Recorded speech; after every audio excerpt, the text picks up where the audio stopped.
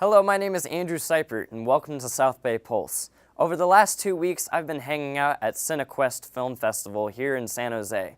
We've got a highlight reel for you, so let's check it out. I'm going to say it right. I'm not going to say it the wrong. Don't swallow?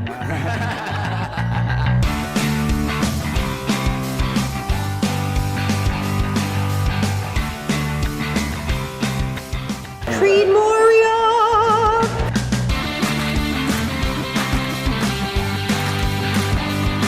I've taken the script and I've sent it to Cinequest. Freaking amazing. Are you kidding me? The collaboration for filmmaking is probably my favorite part.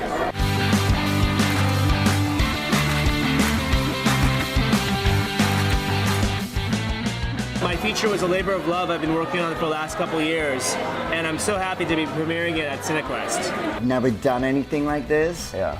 And that's why I want to do it. Wait, is the air on? It's very... Wow, you should turn the air off. Can we stop rolling? Photo bombed by 2 people. Insane, man. It's so cool to be around as many people who love films as much as I do and kind of are speaking the same language.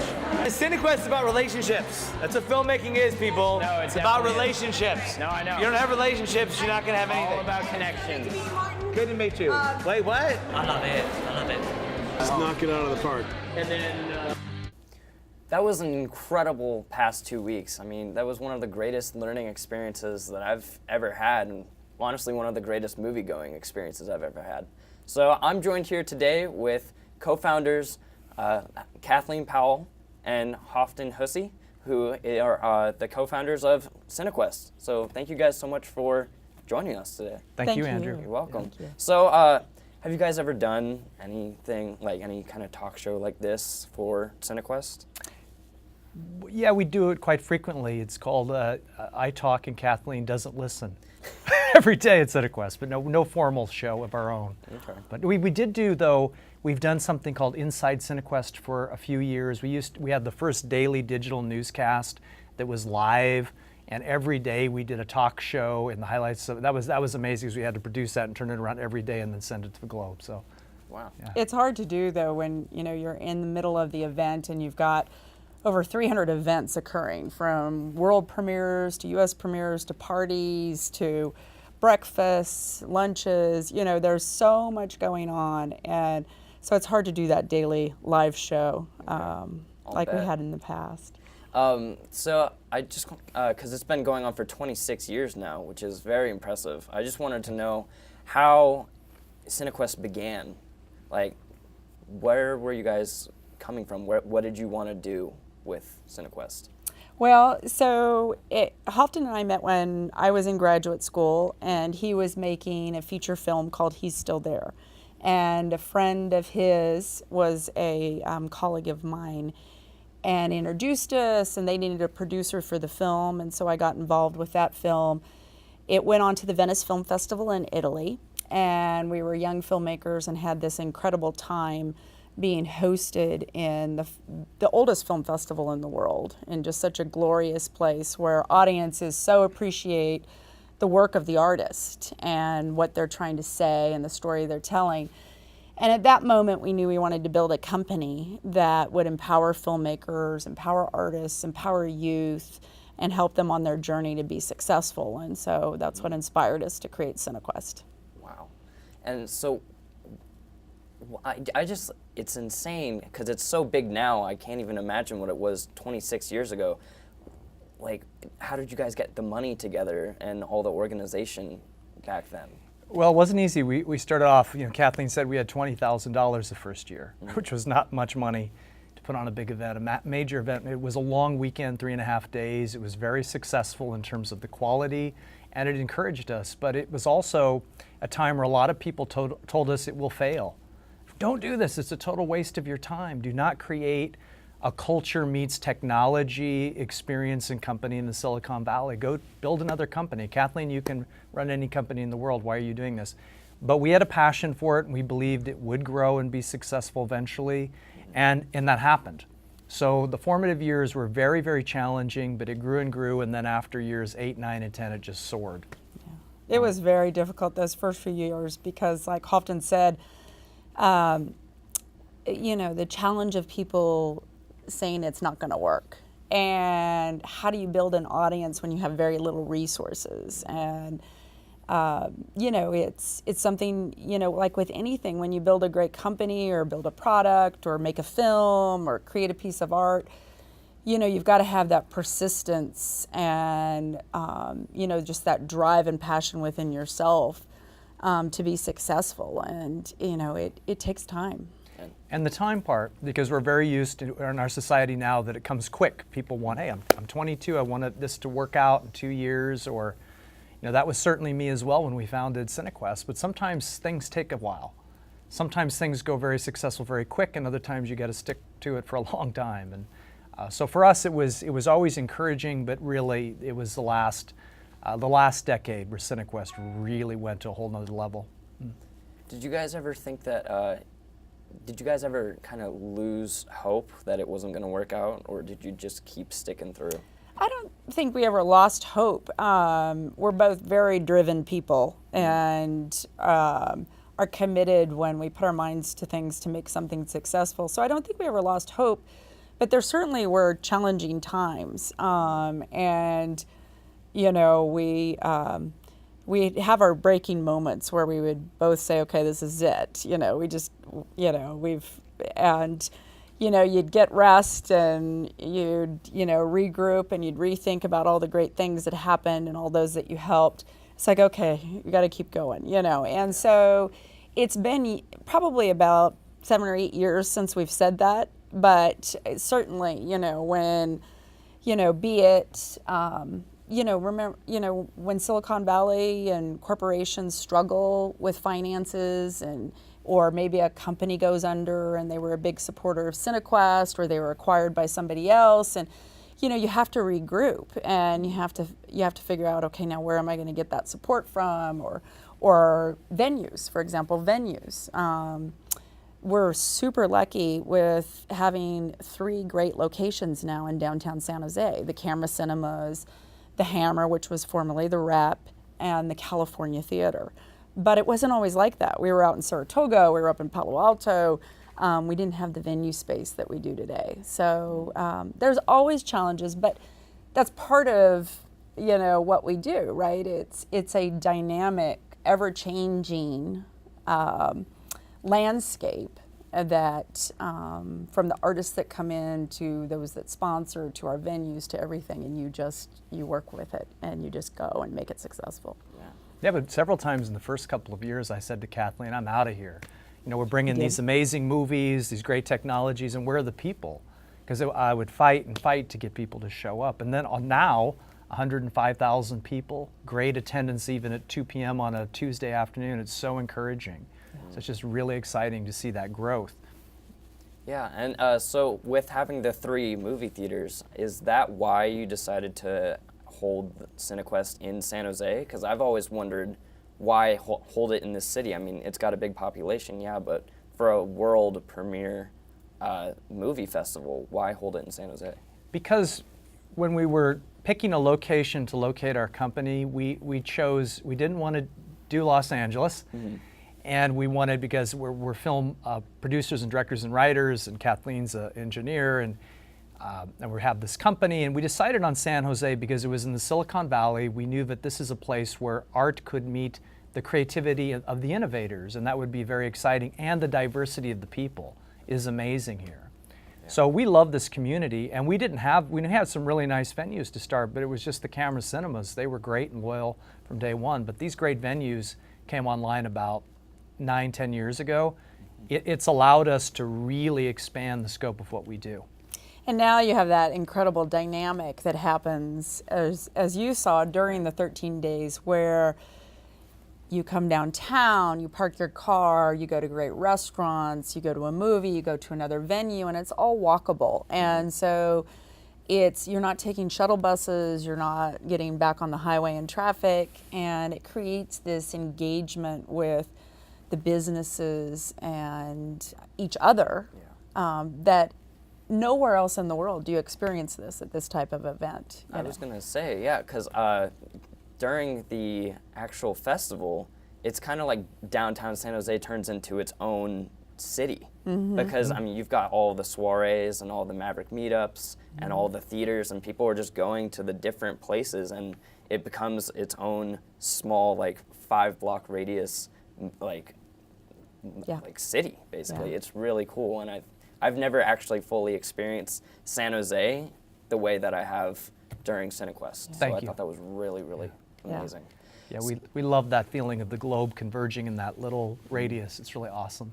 And the exciting thing that happens is, you know, as you walk down the street, you know who's going to Cinequest. You know, you see their badges, you can tell by their T-shirts, you can see the program guide in their hand, and it creates this kind of environment where you're standing at a stoplight and you're comfortable enough talking to a person you've never met and finding out what they're going to see, you know, what they've liked so far. And so it really creates an atmosphere where everybody can connect. I haven't actually been to any film festivals, so I don't really know. Do you see that kind of community at other film festivals? You did in the earlier days of Sundance, and I think that's what made Sundance, and now they're the incredible film festival in terms of a great marketplace and a business festival for independent filmmakers in the industry. But Cinequest is very special like that, because in a lot of our friends, you know, we were voted the best film festival by USA Today readers, and in my opinion, there's about 10 film festivals around the globe that do something really special, including Cinequest.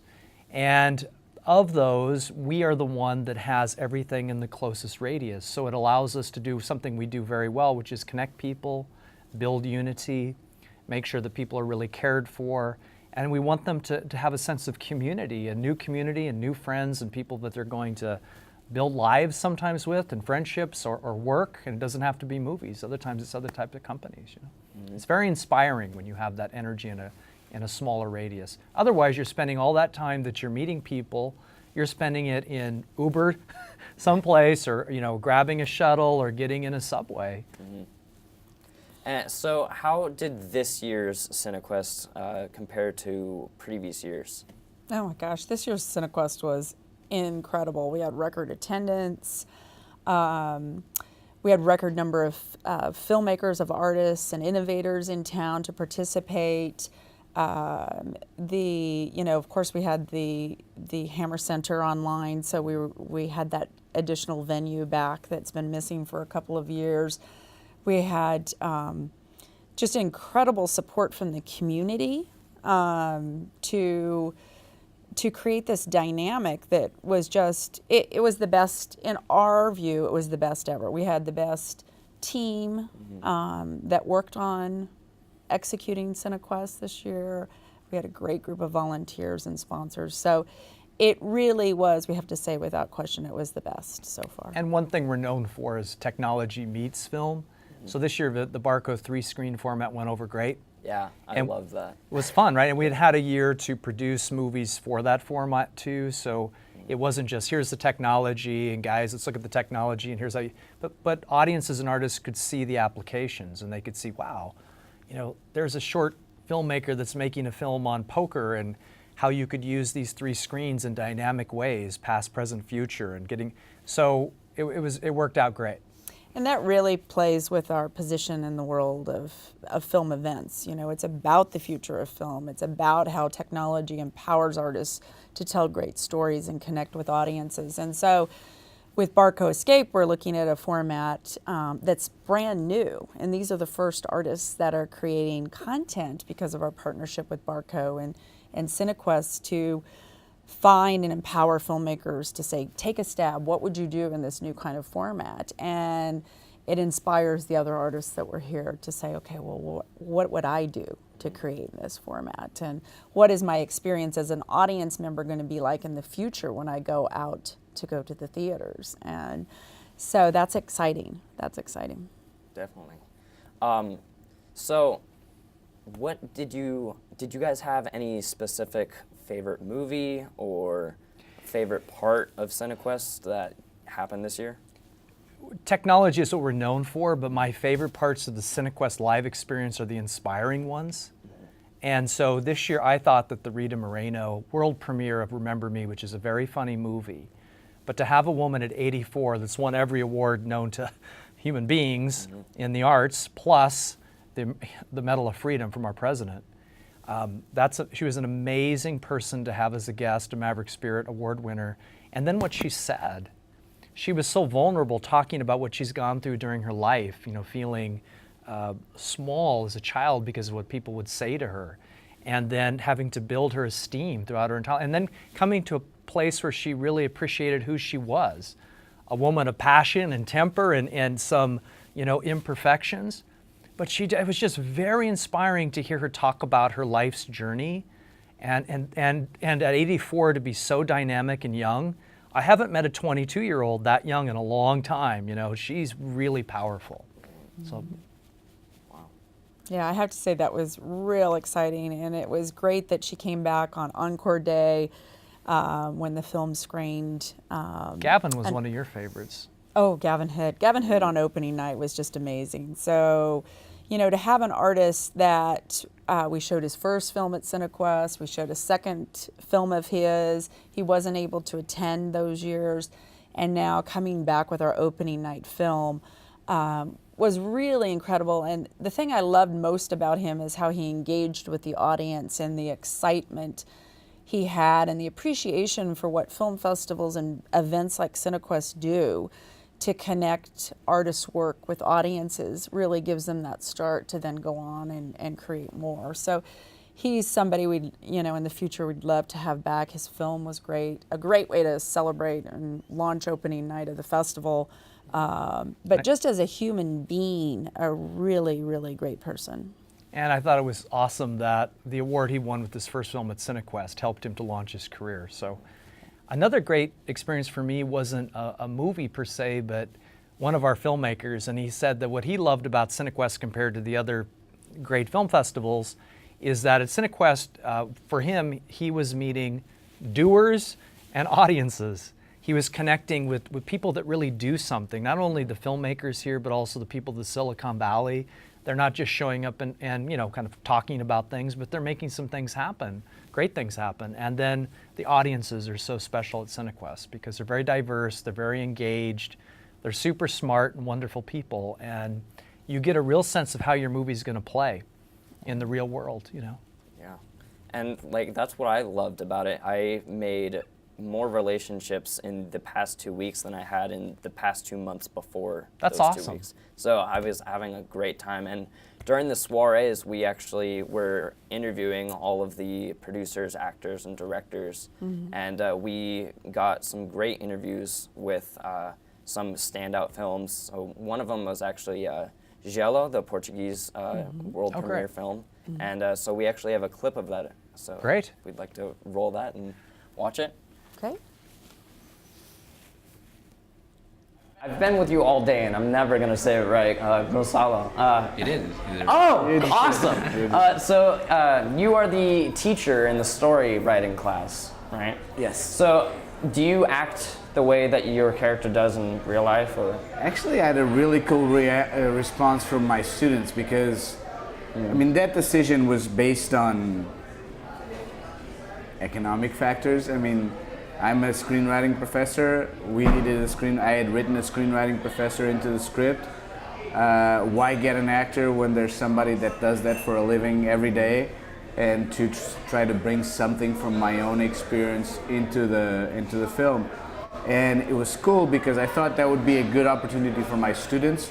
So I invited my students to be in the classroom. So all the extras, surrounding the actors are my students. Then they know me very well as a teacher. I thought it would be a good experience for them because usually when you're an extra in a film set, you don't see anything, right? You're like 100 yards away from it. You don't get access to but in a classroom, you hear everything. You hear all the talks. And I thought, let me bring some students into this so it would be a good experience for them. And their response was, it looked nothing like one of your classes. So either you were really acting or you cannot act, and so you did something completely different than what you do in your regular classroom. Right. I was just wondering how you guys came to have this great sense of humor and great connection that you guys have as well. Well, let's go back. I guess I'll go back to what Afonso was talking before about shooting process of Gelo. It was one of the most intense, adrenaline-ridden flashes of my life. This film started a long time ago. The first idea of the story was in 1996, so 20 years ago. It started with this idea based on the story of a man that was found in the Alps, frozen, and his body was totally intact. And from that idea, the governments of Italy and Switzerland toyed with the idea of using his DNA to generate a new life. All of a sudden, a phone call came, the money's ready. This was mid-December of 2013, but you have to shoot right away. So December 25th, I was rewriting the script, adjusting to the budget that we had. January 2nd, we started pre-production. February 27th, we were shooting, and April 5th, the film was done. We really had to create something together, this magical chemistry of we are here for this no matter what, even if things start to go wrong. That just really brought us together. And the shooting outside of Lisbon. That helped a lot. The bonding in the hotel, the drinks, the taquitas the night before, the day off, the finding locations with a huge hangover. I mean, all those things created this bond, because that could only work, that kind of process could only work if we were really together. And that's where that relationship comes from. Once they started, it's like they had been there. They had been Miguel and Joanna for a long time. And some of it is the script, of course. Some of it was our work as directors, but a lot of it was their work as actors. And the chemistry that I think you see on the screen comes from that work that they did together. They prepared so much. They prepared so well. But more than preparing text or something like that, which of course they did because they're both very professional, they created something special between the two of them. They created a relationship that sort of melted into the screen, where you could just see, even between takes, the chemistry was always there. That's the perfect moment for directors, when you see the two actors becoming the actors that you had dreamt of, the characters that you had dreamt of. I've said it, and I will say it again, that there's that line, that typical saying that the last rewrite is in the editing. I really wanted to write a film where the last rewrite starts in the screening room with the audience, when the audience can rewrite the film as many times as they want. And it was really funny, it was really interesting, because we had a couple of people in the two screenings that we've had so far coming to tell us, this is my second time because I want to understand it better, or because I want to see if I can take it. Be sure. I want to see if I can take it a different way. So I don't know if did you guys get to see that movie? Well, the thing about this movie is that one of the deals about a film festival, not just Cinequest, but all the great film festivals, all the film festivals, period, in the United States, that's the only place you're going to see a movie that's made outside of the United States anymore. Distribution of international films is pretty much stopped.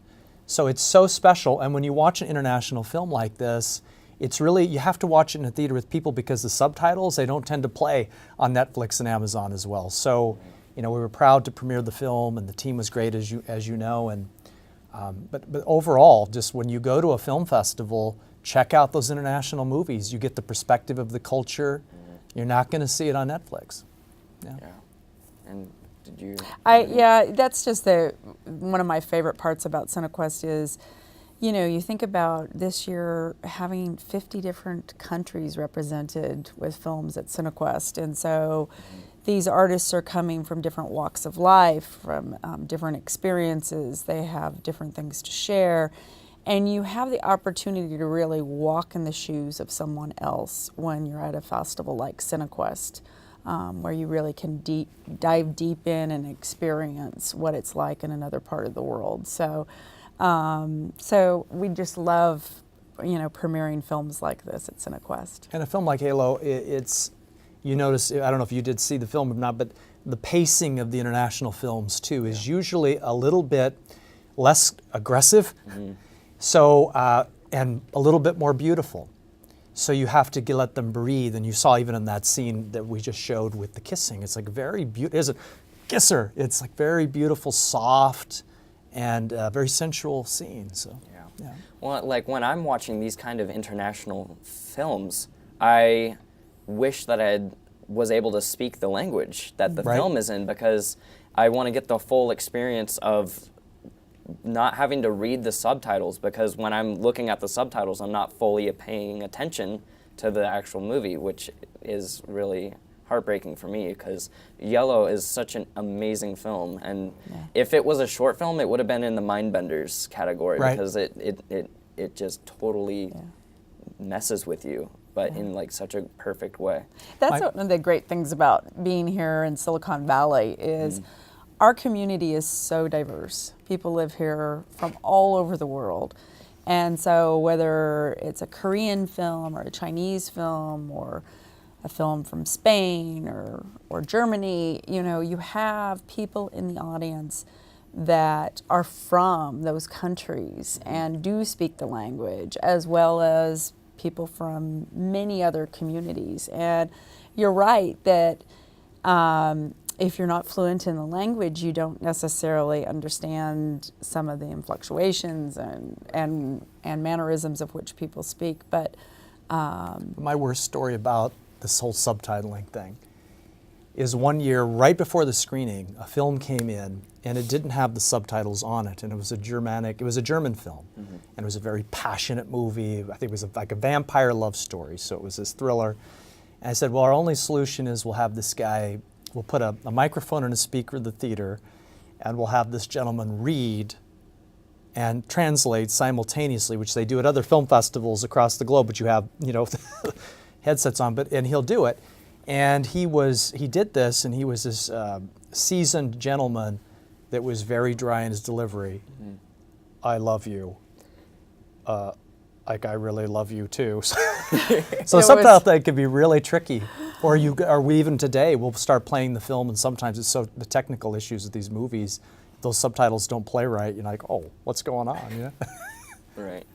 Well, there are so many powerful films that are at this festival. I mean, one of them that was kind of a standout was Indivisible, which was about undocumented immigrants. So we actually got an interview with the director of that. Great. So, how did you get into directing? Absolutely. So it's a documentary. I'm the director, producer, filmed most of it as well.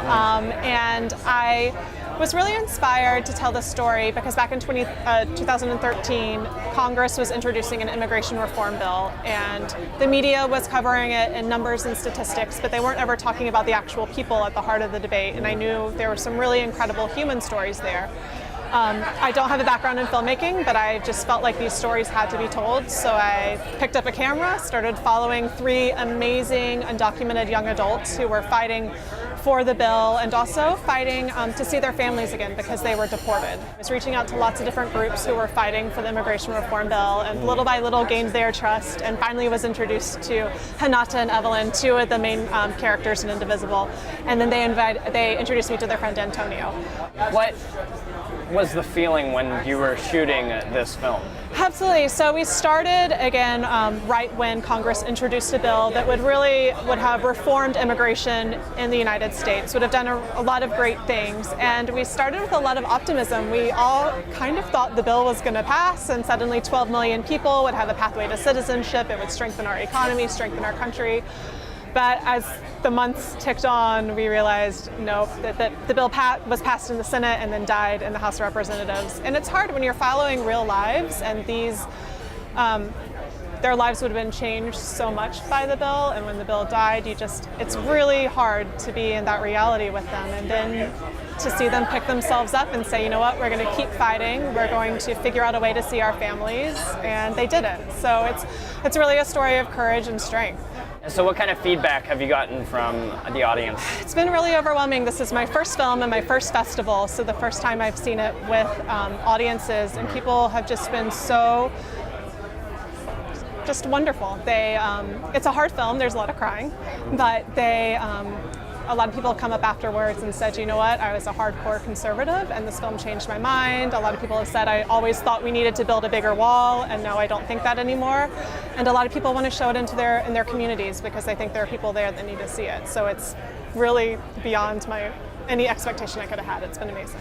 Right. My focus before the election is to get it into as many communities as possible. I want college campuses, faith-based organizations, anyone that thinks that there might be a community of people that can be touched by this issue. So really focusing on kind of grassroots screening efforts at this time. Because you're not just trying to strengthen what people already think, you're trying to change right, what exactly. people think, right? And it's hard, but yeah. I think the screenings at Cinequest have proven that there might be a way to do that. So, like I was saying in the video, I mean, what is so great about these strong films that you guys are letting have a chance to be seen is that they're able to change the minds of people, like politically or just in any sort of way. Like, what do you guys think about that? Well, this was a real powerful film. The audiences were really moved. It's a topic that's so important today in our society and is of course front and center in the political debates that are going on. And but what's more critical than that is the real life stories, which is why this film is important. It's the actual people that are separated or impacted or deported or are really struggling for a better way of life and to be connected with their families. And they're caught up in all of these real critical issues for all of us and where we live today. But they're trapped in the middle of it all. And so, the film, I think, just does a great job of making it personal and tying it back to the human aspect of these issues that often, the media just takes and rolls, and it just, it divides our country. And so getting it back to the human level, I think, is something really powerful film can do. Yeah, our council member, Raul Perales of the downtown area, he and his family went to this film. He said that was a really sad movie, but so powerful and ultimately inspiring. So. And I think Kathleen hit the nail on the head. Movies really do bring you into a real empathy. And it takes you outside of your political thinking and just connect with the people and get a sense of their experience. And so, like what you were saying, like how they're real experiences that can change a person's mind because it's empathy, like you said. There are also movies like Love Is All You Need, where it's fictional, but it still has such a strong message where in Love Is All You Need, homosexuality is the norm and straight people are the ostracized ones. So we actually got an interview with the director of Love Is All You Need, and we can take a look at that right now. Great. I'm Rocko Shield. Very cool name. You don't go by your first name? Everyone calls me Rocko. My corporate clients call me Kim. Okay. You can choose either. Your film is about the kind of reverse role of gay and straight. So how did you come up with that concept? Well, the concept of my film, Love Is All You Need, is the inversion of homosexuality and heterosexuality. And in my film, the premise is heterosexuals are the ones that are bullied and prejudiced. And we see how a small town in middle America reacts when a star football player is outed. This inversion of gay is straight, straight is gay has been done before, but only in the comedic sense. So my vision was to create a film that creates a dialogue by involving mainstream America into this inversion. People are able to watch it and finally understand why prejudice happens, why there's this debate on bullying, and ultimately why a lot of the bullying initiatives that have been instated since 2010, I believe, haven't really worked because we lack as a community and as a world empathy. So this is my solution to bring more empathy. Have you been to those states where there are those differing views? Funny you should mention that. So since this premise hasn't really been done in this way, I had to make a short film to prove that it could be done so that I could make a full feature. And I did. and it went to festivals, and all of a sudden it got leaked on the internet. It's been hailed as a great educational tool, the short film, because it's 20 minutes in length, and teachers are able to create a dialogue around it in a class time setting. But what's happened is a lot of teachers have shown it without that framework, and it's caused quite a bit of pushback. And so your question is, have I seen this in action? Well, a teacher, not just on one occasion, but 2 separate occasions, reached out to me and said, help me. I don't know what to do. I'm about to be fired from my job because I showed your short film. I thought it was an educational tool. I thought it would create a dialogue, but the preachers in my small town are very upset, and they say that you are the sodomite agenda. And so it's uncovered a lot for me because I've actually had to travel into these states and testify to save these teachers' jobs. Has there been a different set of opinions from your feature than from your short film? Well, the feature film takes a lot more liberties on really taking religion, specifically that's what's taught through the Westboro Baptist Church. I take direct sermons from Westboro and I've infused them into my film to show how people use religion as almost a shield to be able to project more hate. Do you ever think that there's going to be a time when everyone is completely accepted for religion and race and sexuality? Yes, I absolutely do. And how far do you think that is away? Not very far. I think that, for instance, 20 years ago, we would walk down the street, and if African American would walk down the street, you'd think, oh, there's a black person. Here, in our society, you don't think that way. You don't. You see people as people. We're becoming kind of multiculturalism. We're becoming, very much more compassionate and aware of people and their differences. So there are all these incredible movies. How many were there over the course of Cinequest? We had 129 world and U.S. premieres and about 85 total films. Wow. Is that including the shorts? Including the shorts, right. Okay. About 95 features and the rest are shorts. Mm-hmm. And so while the duration of, during Cinequest, you are going so fast, there's so much energy and you're doing so many things at once. I was just wondering how it feels to go from all of that energy to it's done and there's really nothing else to do. There's never nothing else to do. It's, even before this film festival started, we were already in planning stages for the next year and the year after that, and all of the work that we do in our other programs and the parts of the company. But you're right, you're going on such high adrenaline, and when that train leaves the station with Cinequest Film Festival, it's something that we can no longer stop. We just have to keep it on track and keep it going full momentum. So you're right, there is that. You're on such high adrenaline and you're going nonstop. The great thing about where we are with the company and with the event itself is that the final day is Encore Day. And so we celebrate the award winners and the audience favorite films that day, as well as the closing night celebration. And so it gives us an opportunity to really reflect back on the previous 12, 13 days of Cinequest and celebrate it. And then be able to wrap it, this next week. In years past, I have to say, there's been years where it's just really a struggle, that day after. There's things that you want to improve on and things that you wish had happened a little bit differently. But we're really at a place with the staff and the execution of the festival where you stay up. You've got high energy and you're really celebrating what just happened. Well, it takes a year to produce, but the big ramp is 4 months before, and then during it's very intense. And I used to, during the festival, I said, I can't wait till this is over. I can't wait till this is over with. I can't. And then it was over. I'm so depressed.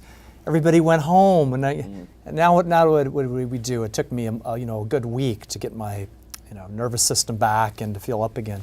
But I saw this, I mentioned kind of a corny a post today from somebody that works Cinequest, and they said, it was a Dr. Seuss quote, "Don't cry because it's over, but smile because it happened." it's a little corny, but it's also true, right? Yeah. I mean, we should feel really great that this happened, and this year it was so extraordinary. And not only was it record in terms of the numbers, but record happiness. People were just so rewarding at Cinequest. So I think that has allowed me to stay up, through this week. And as Kathleen mentioned, the Encore Day is a nice way to do a final celebration, and we're off figuring out next year. I've already got some ideas.